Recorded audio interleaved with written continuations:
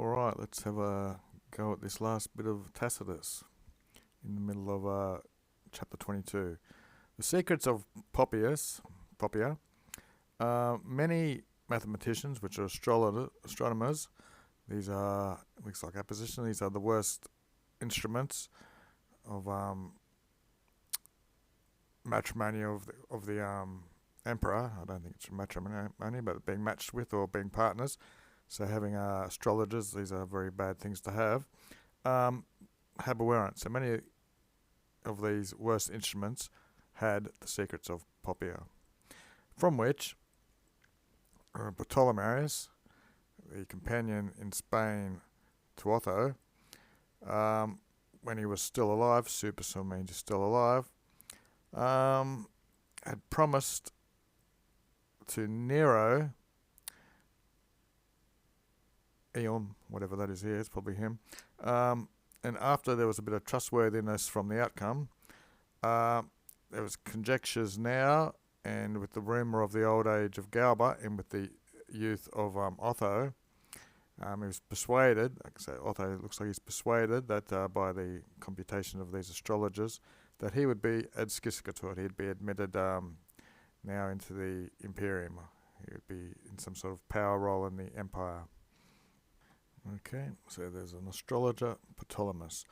But Otho, just as is very peritia, very experienced predictions, he accepted these prophecies of Ptolemy, as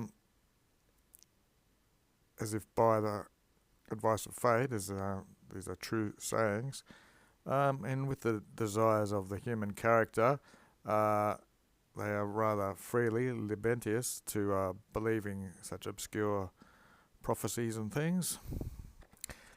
Nec dirat, neither was there lacking something for Ptolemy. Ptolemy wasn't lacking in his role in making him believe these things.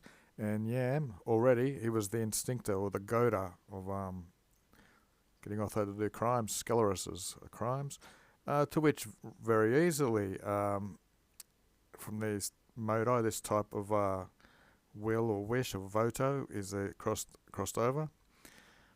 23. Sed cognatio sceleris, but this thinking up of a crime, it's uncertain whether this was sudden, repens. The studium, the enthusiasm of the soldiers, now for some time, with hope of succession or by being prepared or facanoris of deeds or crimes, so affectiverates the verb.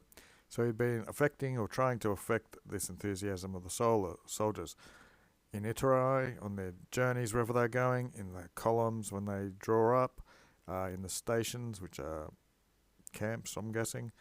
Each one who was very old, the long time of servicemen of these soldiers, he was calling them by name, and with the memory of Nero, he was calling them comitatus, this is probably a fourth declension or something looking thing, and contubinales, these means that they're tent mates or they all serve together.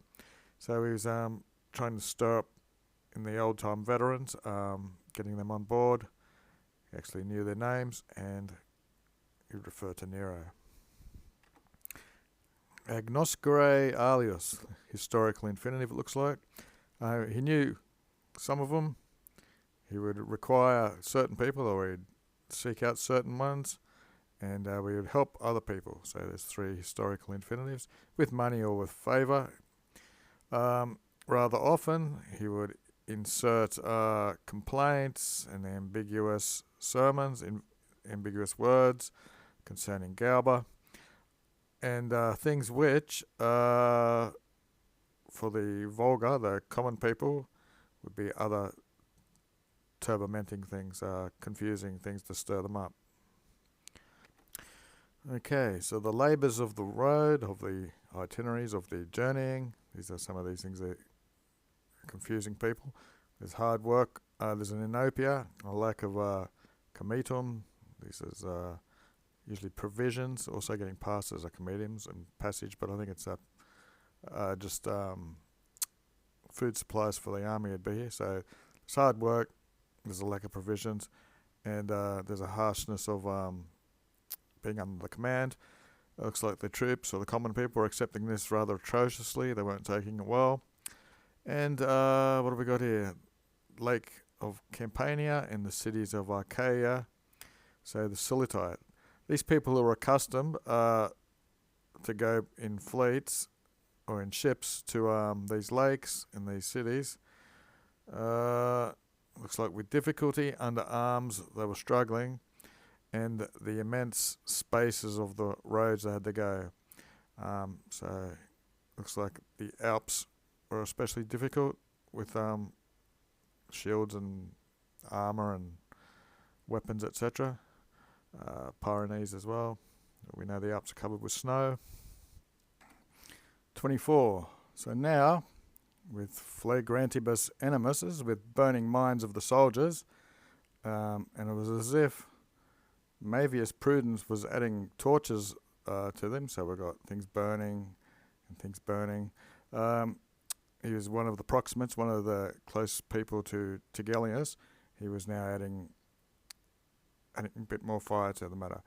He, to whomever, was of a very fickle in genim, in character, or who was indigum, who was in need of money, and who was desirous into new things, usually nova res revolutions, by alluring in, looks like, or approaching the precipice, you might want to say. He was going all headlong first in this direction, and little by little he progressed or made his moves to what he wanted, and through the appearance of having a feast, of a convivium, whenever Galba was epulating, when he was feasting with Otho, he would divide 100 coins, 100 sesterces, viritum, the adverb, man by man, to all the excubias. These are the people on vigilant or on guard of the cohort. So give 100 sesterces to all the people who are on guard. I guess he's trying to make friends.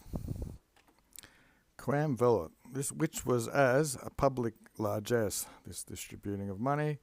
Otho secretioribus, so intended or gave to each single person. Looks like secret payments as rewards, to such an extent that he was animosus, which means bold. He was a bold corrupter. So that Cocio Procol of the bodyguards, or they might all be datives, speculators are chosen from the Praetorian guards to guard the emperor. So this guy, concerning a part of this boundary with his neighbour, which was a bit ambiguous where it was, the universal agrum, he brought the whole farm of the neighbour with his own money. It was emptum, which means bought, as a gift. Dono, he gave it. And through the cordia is to do with the heart, so his soft-heartedness or feebleness of the prefect, whom equally was failing in stopping it or something, the things which are known and unknown, nota and occulta. And the last bit, 25.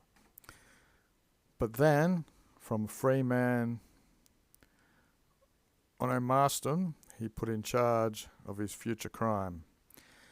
From which this guy here, Barbium Procom, of the speculators, as we saw, the bodyguards, and Veturium, another of them, Iorum, they were led along. The Tessarium's a little plank where they write the word of the day. You've got like a password each day. So he's learned what this was. Looks like so after, with various conversations, he learnt in very callous and audacious ways. He burdened them with rewards and with promises. Having given them money, they were to tempt the minds of many of the other people. So he's learning their passwords and buying a lot of these bodyguards. Okay, Daily Dictionary. A speculator, usually a spy or a scout or an explorer. These scouts formed a special division in each legion. Under the emperors, they were employed as special adjutants, messengers, and bodyguards of a general. Lewis and short. Back to the plot. Where the hell were we? They took up these two manipulars. These are two of this group, a handful of men out of these legions, and they transferred the power of the Roman people, the empire of the Roman people. So they were controlling what was happening now that they'd been infiltrated, and they trans-tolerant, and they took it and they transferred some power here into the consciousness of this facinora, of this crime. Few were admitted into this conspiracy. They were stimulated in diverse arts. These people whose minds were suspectful in the rest of them, they goaded them on. The primors of the soldiers, the leading influential soldiers, through the benefits of whoever the hell that is, they made it seem as if they were suspected of things, of corruption. The common people and the rest, with anger and by desperation, that so often totiens, the donatives, the gifts, had been dilated or put off or postponed. Those whose memory of Nero and their longing or delirium of their prior license that they had, licentiousness, they had freedom to do things. These were also burning desires and fears, it looks like. Some people were with the fear of being suspected, some people in suspense, etc. In common, all of them were terrified with the fear of the military conditions changing or of something of that matter, and that'll do it.